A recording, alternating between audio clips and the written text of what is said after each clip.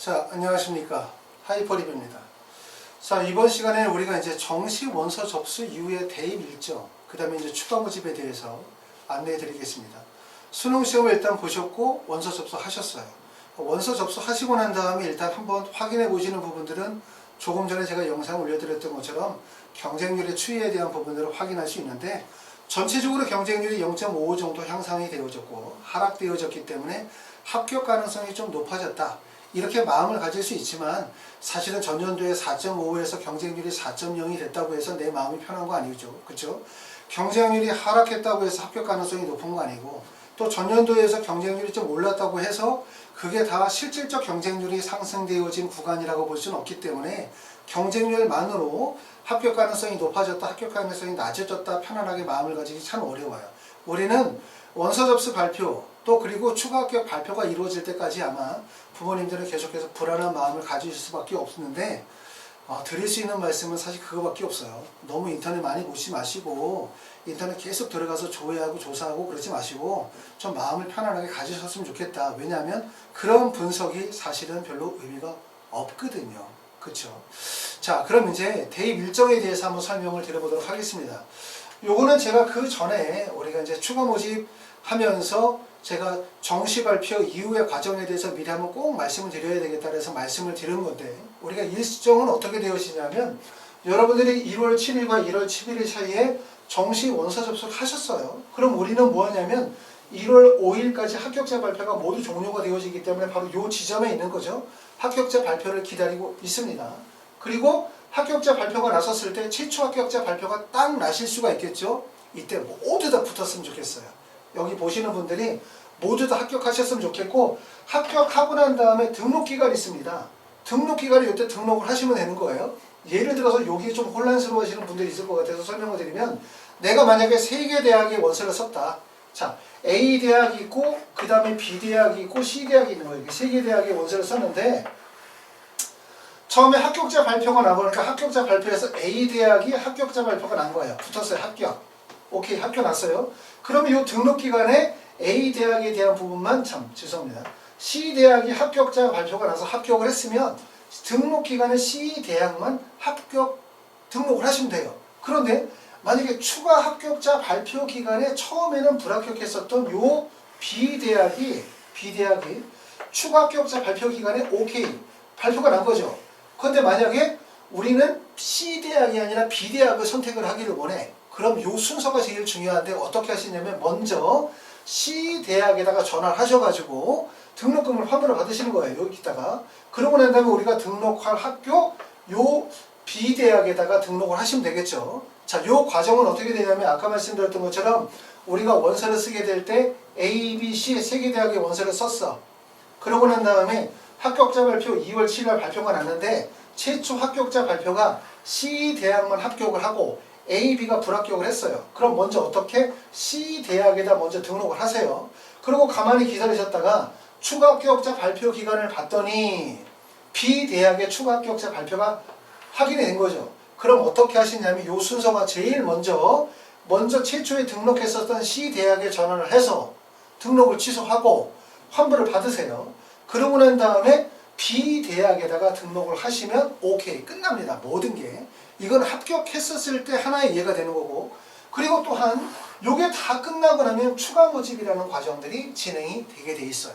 추가 모집은 아시는 것처럼 정시 모집에서 학생을 충원하지 못했었던 대학이나 학과가 정시 모집이 다 끝나고 난 다음에 대략적으로 한 2월 18일 정도로 추정이 되어지는데, 이때부터 추가 모집을 실시하게 되어지고, 추가 모집을 실시하는 대학들은 서울에 있는 대학으로 얘기하면 홍익대학교 하위 구간의 대학들은 거의 매년 추가 모집을 실시하고 있고요. 그 다음에 의대나 치대나 한의대나 수의에도 추가 모집을 실시하는 대학들이 있습니다. 여기서 우리가 주목할 점들은 뭐냐면, 만약에 정시 모집에서 다 떨어졌다, 불합격하신 분들은 추가 모집으로 넘어가시면 돼요. 그렇죠. 바로 여기서 만약에 모든 대학을 불합격하시면 추가 모집 요 기간 동안에 원서 접속하시면 되고, 대신 요 기간 동안에 만약에 합격을 하신 분들, 이런 분들도 마찬가지로 합격을 해도 추가 모집 원서 접수 기간 내에 먼저 합격한 학교에 대해서 등록을 취소하시게 되어지면 그러면 추가 모집의 원서를 쓰실 수가 있습니다. 자, 그러면 추가 모집에 대해서 제가 한번 설명을 드릴게요. 자, 추가 모집은 뭐냐면 이 부분을 먼저 잘 아셔야 됩니다. 왜 이걸 지금 미리 말씀을 드리게 되어지냐면 여러분들이 이제 발표를 기다리고 있단 말이에요. 그럼 우리 중에 고민이 뭐냐면 다 떨어졌어. 그냥 정시 다 떨어지면 그냥 추가 모집 넘어가면 돼. 그럼 추가 모집 넘어가서 한 2월 18일 정도에 추가 모집 대학과 내용이 공지가 되어지면 그때 원서를 쓰면 돼. 그런데 고민거리 중에 하나는 뭐냐면 정시에 합격했었을 경우에 해당이 되는 거예요. 자, 내가 원서를 썼는데 세종대학교에 합격을 했어. 그러면 내가 과연 이 대학을 포기를 하고 추가 모집으로 넘어가서 원서를 쓰는 건지 유리한 건지 유리하지 않은 건지에 대한 고민을 하게 되는 거거든요. 다시 말씀을 드리면 여러분이 만약에 정시에 원서를 썼는데 정시 합격을 했어. 그래도 그 정시에 합격한 학교를 포기하게 되어지면 추가 모집에 원서 지원을 할 수 있다. 그런데 고민 중에 하나는 정시에 합격한 학교를 추가 모집에서 원서를 썼을 때 붙을 수 있을 것이냐 없을 것이냐에 대한 고민을 하셔야 되는데 이 고민은 사실은 누구한테 물어봐도 그거를 답하기는 어려워요. 저도 그거를 뭐라고 답하기는 어려워. 왜냐하면 추가 모집과 정시 지원의 구조 자체가 다르다 보니까 이 정도 성적이면 반드시 붙을 수 있습니다 라고 말하기가 어렵죠. 왜? 정시 모집의 일반적인 경쟁률은 보시는 것처럼 대부분 3대1에서 4대1 더 낮은 경우는 2대1 정도의 경쟁률이라고 한다면 정시 모집은 대학에 따라 차이가 있지만 상위권 대학 같은 경우는 보통 30대1, 40대1의 경쟁률이 나오거나 의대 같은 경우는 경쟁률이 100대1이 넘는 200대1의 경쟁률이 나오는 경우도 있기 때문에 경쟁률이 높아지게 되어지면 사실 합격 가능성을 예측하기가 쉽지가 않다는 거예요. 그런데 이런 고민을 하셔야 돼요. 지금부터. 자, 보시면 추가 모집은 정시 모집에 합격하고 등록한 자는 추가 모집에 지원할 수 없어요. 아셨죠? 첫 번째 딱. 그런데 최초 등록 또는 미등록 추원 과정 중 추가 모집 등록 포함되어지기 때문에 어찌됐든 정시에 합격하고 등록하면 추가 모집에 지원할 수 없다. 이게 첫 번째 조건이고, 두 번째는 원서 지원에 횟수 제한이 없어요. 정시는 우리가 가나다 3번 원서 쓰게 되고 3번으로 딱 제한이 되어지는 거죠. 가군, 나군, 다군 각 군에서 하나씩만 써야 되는 거지만 추가 모집은 가군, 나군, 다군에 군이 없어요. 그냥 한 번에 원서를 쓰게 되어지고 대학들마다 원서 접수 기간이 다 다릅니다. 그렇기 때문에 그건 나중에 이제 추가 모집 기간으로 들어가면 제가 자세히 좀 설명을 드려보도록 할게요. 지원 대학의 동일 전형 내에 복수 지원이 금지가 되어져요. 전형이 다른 경우는 내가 예를 들어서 숭실대학교에 원서를 쓴다면 수능 전형이 있고 학생부 교과 전형이 있고 학생부 종합 전형이 있으면 전형이 다른 경우는 대학에 따라서는 복수 지원이 가능한 대학도 있다. 물론 안 되는 대학도 있습니다. 그거 확인하실 필요가 있고요. 자, 2019년 2월 17일까지 정시 모집 등록을 포기한 자는 지원이 가능하다. 요거는 이제 2019년 얘기가 되는데 이 얘기는 무슨 말이냐면 정시에 합격하여도 추가 모집 기간 이전에 등록을 포기하신 분들은 어떻게 할 수 있다는 얘기냐면 추가 모집에 지원할 수 있다는 거예요. 그렇기 때문에 정시에 합격을 했어요. 합격하신 분들은 추가 모집 기간, 다시 말하면 언제까지 시간이 있냐면 요때까지 시간이 있는 거예요. 요때까지. 자, 내가 만약에 여기에서 1차로 합격을 했어. 그런데 여기에서 떨어졌던 학교가 여기에 붙었어. 그럼 여기 등록을 했죠.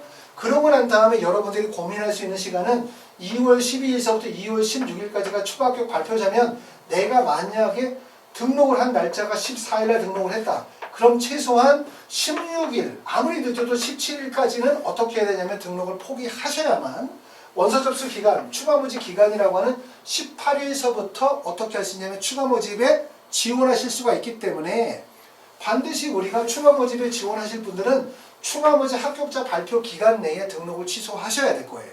아시겠죠? 만약에 여기 시점이 좀 늦어지면 경우에 따라서는 여기서 등록은 취소했는데 결국은 원서 지원도 안 되는 불행한 일이 벌어질 수 있기 때문에 이거를 정확하게 확인하실 필요가 있습니다. 자, 그 다음에 수능 영역별 반영 비율 점수 반영 방식은 정시 지원과 동일해요. 그렇기 때문에 내가 정시 지원에서 경쟁력이 없었는데 뭐 추가 모집으로 갔었을 때 경쟁률이 크게 발생이 되어진다. 이렇게 볼 수는 없겠죠. 자, 다음으로 보시면 전형 방법과 선발 인원에 대해서 보면 아까도 말씀드렸던 것처럼 정시는 대부분 그냥 일반 전형 수능 100% 전형이 대부분의 전형이지만 추가 모집은 보시는 것처럼 2020년도에 학생부 교과에서 63개 대학 4,000명 정도 뽑고 학생부 종합전형 29명, 29개 대학에서 773명. 학생부 종합전형이라는 건 수능 성적을 안 보는 전형이에요. 그러니까 추가 모집 전형에서 내가 만약에 수능 성적이 좋다. 그러면 수능 전형으로 가면 되겠죠.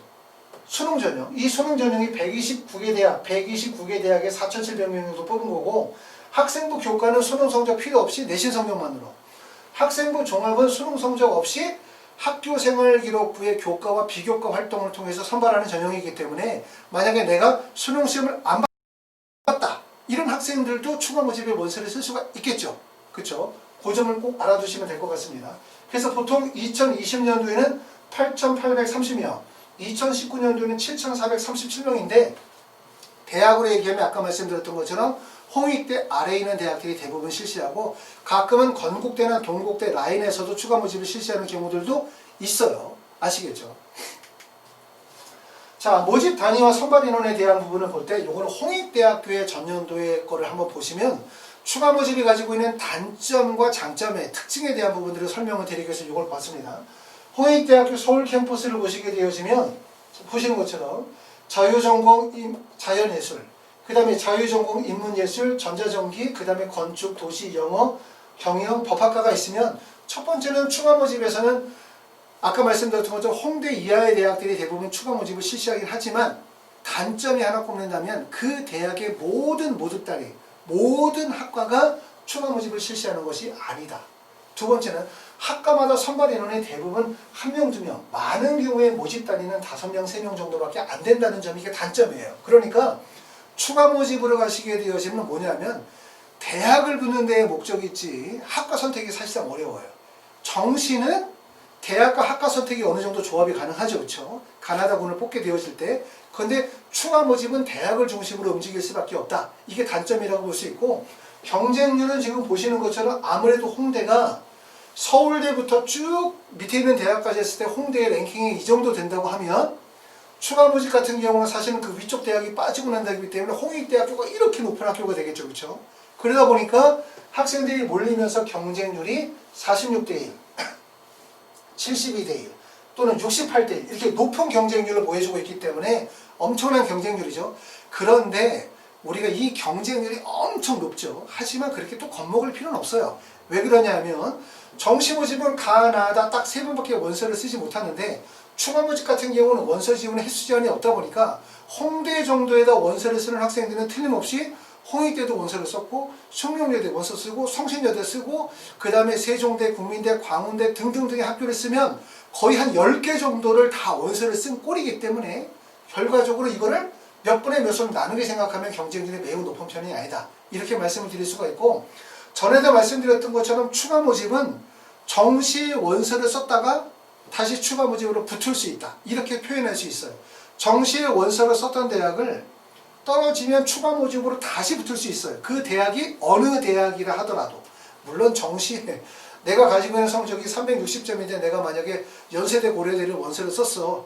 못 붙죠. 뽑지도 않을 뿐만 아니라 점수 간격이 너무 크니까. 근데 예를 들어 내 실력으로 만약에 서울여대 정도로 적정 원서 썼는데 추가 모집이 돌다가 만약에 불합격했다라고 한다면 이렇게 생각하시면 돼. 그 대학을 내가 다시 써서 붙을 가능성이 높다. 아니면 그거보다 좀 더 나은 대학도 붙을 수 있는 가능성이 높다. 이렇게 이해하시면 좋을 것 같고 하이프리뷰에서 우리가 정시 컨설팅을 받으셨던 분들은 혹시라도 만약에 내가 정시 지원을 하셨는데 만약에 정시 지원에 불합격하거나 아니면 추가 모집에 원서를 지원할 의향이 있으신 분들은 저한테 말씀을 주시면 제가 추가 모집에 대해서 자세히 설명을 드리고 원서 지원하는 거에 대해서 따로 안내를 해드리고 그렇게 할 겁니다. 자, 대학별 모집 인원은 아까 말씀드렸던 것처럼 서울에 있는 대부분의 주도 학교들인데 학교는 홍익대학교 정도 그리고 이제 가끔은 건국대나 동국대 정도에서 추가 모집을 실시하지만 그 위쪽 대학은 대부분 추가 모집이 나오지 않고요. 그러고 나면 전국의 대부분의 학교들 그 다음에 의학 계열의 건양대, 경상대, 계명대, 고신대, 동국대, 경주나 상지, 영남, 원광, 조선 이런 대학들이 의학 계열에서도 마찬가지로 추가 모집을 실시한다는 점, 이런 점을 참고하시면 도움이 될 것 같습니다. 상위 누적 비율은 아까도 말씀드렸던 것처럼 이렇게 생각하시면 돼요. 아까 간단하게 제가 설명을 했는데 추가 모집은 뭐라고 생각하시면 되냐면 정시 지원했던 학교를 떨어졌을 때 추가 모집으로 다시 지원하면 붙을 가능성이 높다. 이렇게 말씀을 드릴 수 있고, 그리고 경쟁률이 전체적으로 하락하면서 결과적으로 대학에서 정원을 채우지 못하면서 미충원 인원이 발생이 되어지면서 아마도 어느 때보다도 올해 추가 모집을 실시하는 학교들이 많아질 가능성이 높아요.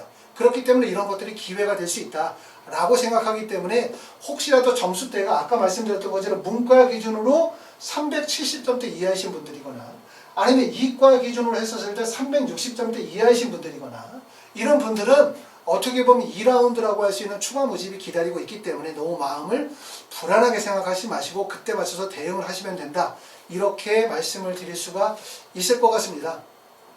자, 그래서 이제 좀 전에 이제 말씀드렸었던 것처럼 아까 제가 동영상에서는 2021학년도 정시 경쟁률에 대해서 분석을 해드렸고, 그 다음에 이번 시간에 말씀을 드리는 거는 우리가 수능 이후에 합격자 발표 후에 대입 일정에 대한 부분, 그 다음에 우리가 추가 모집에 대한 부분, 이 부분은 설명을 드렸고요.